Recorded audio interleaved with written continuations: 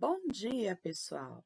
Na aula de hoje, nós vamos trabalhar os módulos 77 e 78, resumo. Estamos ainda no capítulo 13 e as páginas são 22 e 23. E a seguir, vocês assistirão a um vídeo para contextualizar o assunto do qual nós trataremos nessa aula. O vídeo vai ensinar um pouquinho como se faz resumo.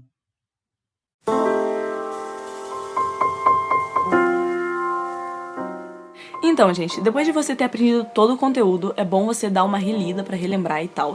E o que você vai marcar na tua apostila para estar na ficha do resumo são só palavras-chave para você lembrar do contexto geral. Ficha resumo não é para você estudar aprofundado o conteúdo, não é para nada disso, é só para ter palavras-chave para você lembrar do resto. Então, vamos marcando só o que realmente é importante ali.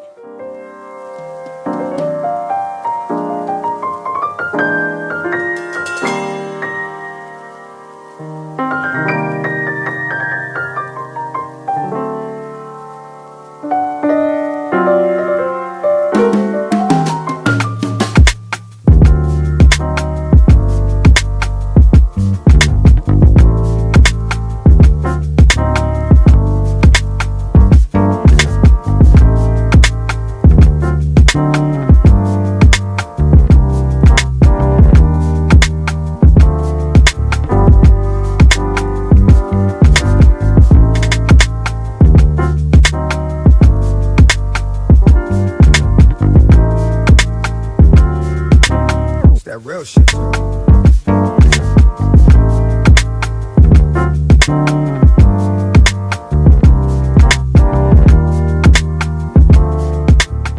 Então, essas fichas resumo, antes que vocês me perguntem aqui nos comentários onde eu comprei elas na Calunga. Veio um maço, gente, veio um monte e foram R$6.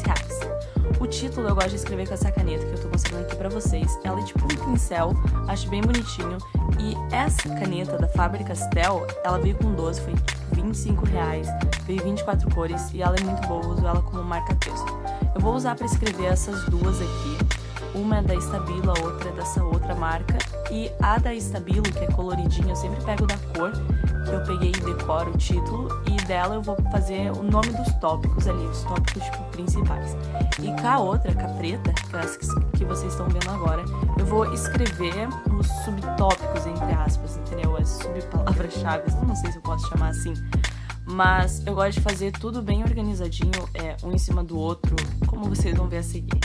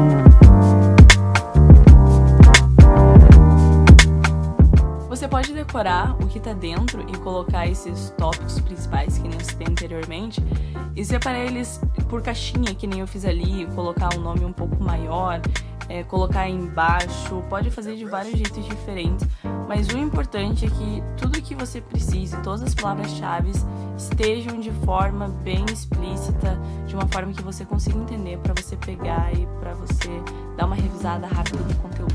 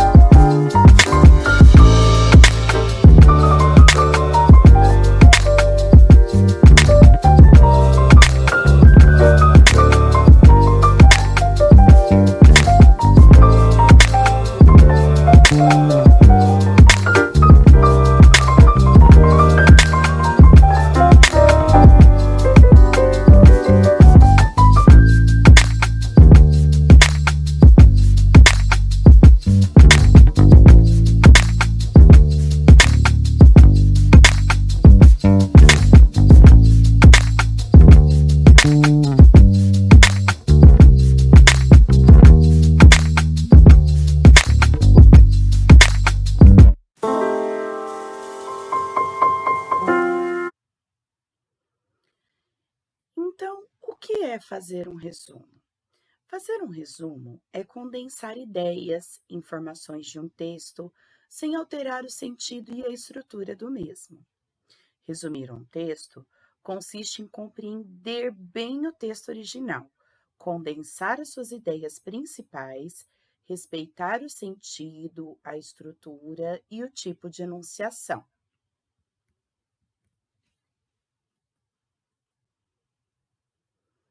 E para fazermos um resumo, normalmente nós utilizamos alguns itens da língua portuguesa que nos ajudam na produção desse resumo.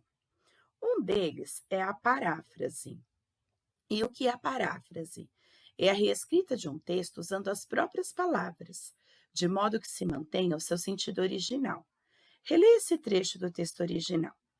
No meio científico, esses afloramentos rochosos que surgem abruptamente na paisagem, de composição principalmente granítica e gnáisica, são denominados Inselbergs. Agora, compare-o com este trecho do resumo. Essas massas rochosas, compostas principalmente de granito e gneiss, são chamadas de Inselberg no campo científico. Para parafrasear o texto original no resumo, em vez de usar os adjetivos granítica e gnáisica, optou-se pelos substantivos granito e gneiss, com o uso da preposição de. Além disso, constituiu-se a palavra denominados pelo símbolo sinônimo chamados. Um outro tipo de texto utilizado para fazer resumo é a citação. A citação é a menção no texto de informação retirada de outras fontes.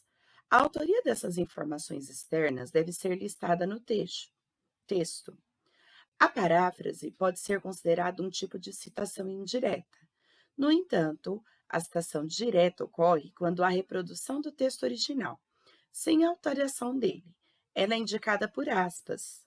De acordo com Luísa de Paula et al., essas informações datam de mais de 550 milhões de anos e estão distribuídas em escudos cristalinos por todos os continentes, sendo nos trópicos centros de diversidade biológica. Então, aqui nesse trecho, nós temos a citação de um trecho do texto original, e nela nós temos o texto retirado do texto, do outro texto. A citação, ela não modifica a palavra do autor. Observe este trecho do resumo. A parte igual ao texto original está entre aspas e a fonte da informação vem introduzida por de acordo com, seguido no nome da autora e do ano de publicação do artigo. Para facilitar a escrita do resumo, é interessante criar um esquema com as anotações feitas anteriormente no texto base. Assim, você evita apenas copiar informações e também colocar informações desnecessárias no seu resumo.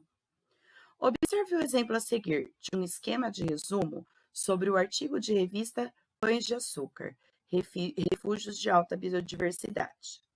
Então, olha lá. Sobre o pão de açúcar, pegou-se a definição, as características principais e a biodiversidade que existe. E aí, foi criado um resumo sobre o texto. Esse aqui que nós temos, tem na apostila de vocês, é um resumo do texto que nós lemos alguns módulos atrás. Em Viagem ao Arquipélago de Galápagos, a biodiversidade existente nas ilhas teria fascinado o naturalista Charles Darwin. Esses ambientes isolados destacaram-se entre os pesquisadores por serem ótimas amostras para estudos biogeográficos e evolutivos. Essa característica de isolamento também fez os cientistas estudarem as ilhas terrestres, que, de modo similar às oceânicas, exibem pouco intercâmbio de espécies animais e vegetais. As ilhas terrestres são montanhas ou afloramentos rochosos, como o Pão de Açúcar, localizado na cidade do Rio de Janeiro. Essas massas rochosas, compostas principalmente de granito e gneiss, são chamadas de Inselbergs no campo científico. O nome específico, pão de açúcar, é dado para os que têm formato arredondado e são parte de uma matriz florestal. De acordo com Luísa de Paula, essas formações datam de mais de 550 milhões de anos e estão distribuídas em escudos cristalinos por todos os continentes, sendo nos trópicos centros de biodiversidade biológica. Nos icebergs, as condições ambientais são extremas: altas temperaturas, fina ou nenhuma camada de solo e baixa retenção de água. Em suas superfícies, encontram-se diversas espécies de cianobactérias, que conseguem suportar temperaturas superiores a 60 graus. Bromélias, cactos, palmeiras e canelas de ema são alguns exemplos de plantas que se desenvolvem sobre os pães de açúcar.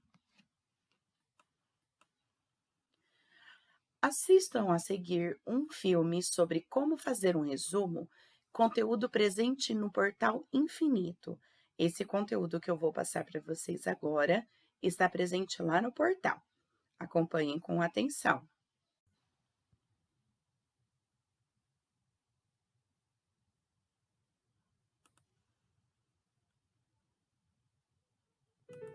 Era uma vez uma agulha que disse a um novelo de linha: "Por que está você com esse ar, toda cheia de si, toda enrolada, para fingir que vale alguma coisa neste mundo?"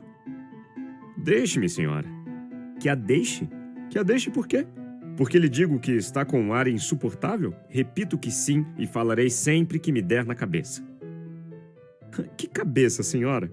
A senhora não é alfinete, é agulha. Agulha não tem cabeça. Que lhe importa o meu ar? Cada qual tem o ar que Deus lhe deu. Importe-se com a sua vida e deixa dos outros." "Mas você é orgulhosa." "De certo que sou." "Mas por quê?" "É boa. Porque coso. Então, os vestidos e enfeites de nossa ama, quem é que os cose, senão eu?" "Você?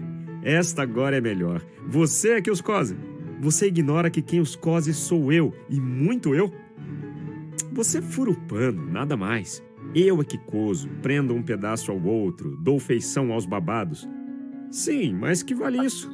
Eu é que furo o pano, vou adiante, puxando por você que vem atrás, obedecendo ao que eu faço e mando." "Também os batedores vão adiante do imperador."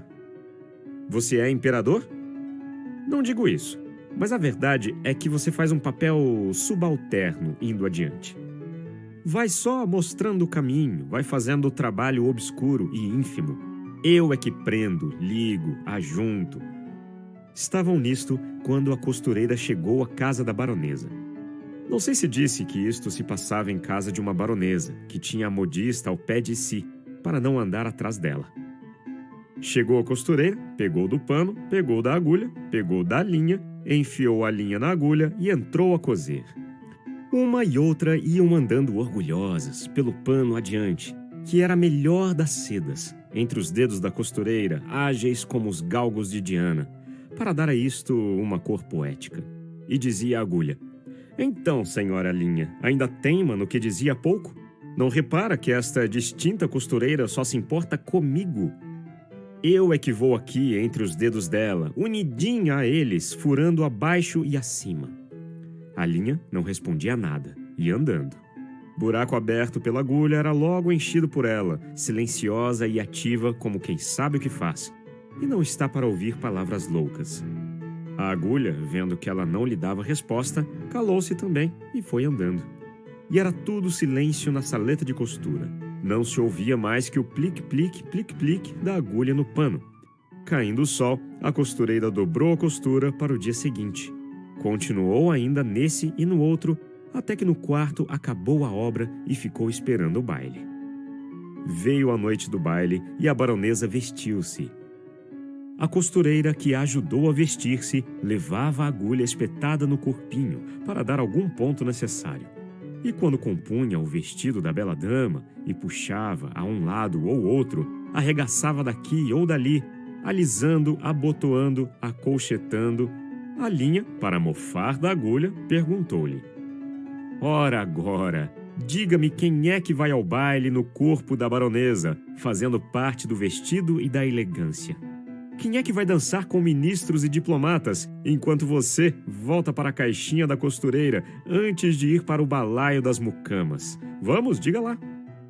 Parece que a agulha não disse nada, mas um alfinete de cabeça grande e não menor experiência murmurou à pobre agulha. Anda, aprende, tola. Cansas-te em abrir caminho para ela, e ela é que vai gozar da vida, enquanto aí ficas na caixinha de costura. Faze como eu, que não abro caminho para ninguém. Onde me espetam, fico. Você deve estar lembrado desse meu conto. Ele é bem legal, não é mesmo? Então, que tal contar um resumo dessa história a seus amigos? Assim fica mais fácil de transmitir as ideias nela contidas. Você sabe como se faz um bom resumo? Ah, está meio esquecido? Tudo bem, eu vou ajudá-lo. O resumo é um gênero textual, assim como o conto, a crônica, e, como tal, tem uma série de características próprias. Vejamos algumas delas. O resumo deve ser conciso, ou seja, ele deve ser curto. Mas, ainda que se trate de um texto pequeno, ele deve conter um máximo de informações relevantes sobre a obra original. Outra característica do resumo é a imparcialidade. Marcas de opiniões e percepções pessoais de quem escreve o resumo devem ficar de fora dele. Por esse motivo, ele deve sempre ser escrito na terceira pessoa e nunca nas primeiras pessoas. Eu, nós. Vamos ver se você entendeu direitinho o que eu falei sobre o gênero resumo? Selecione no texto os pontos principais do conto, aqueles que são imprescindíveis para o resumo. Aí nessa atividade, se marcar errado, faz esse barulhinho. Se marcar certo, ele fica amarelinho. E aí você vai descobrindo onde estão os pontos principais do texto, ó, para poder fazer um resumo desse texto. Vocês não vão precisar entregar o texto, mas tem muito mais coisa aqui para o resumo, para vocês terem um exemplo, só que vocês vão tentar aí em casa. E para a aula online, vocês vão ler a teoria, resumo, nas páginas 22 e 23 e realizar os exercícios de 1 a 9. Estão nas páginas 30 a 32. Até daqui a pouco!